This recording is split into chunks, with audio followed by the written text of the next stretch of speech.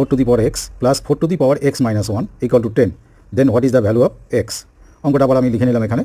4 to the power x means 4 to the power x R 4 to the power x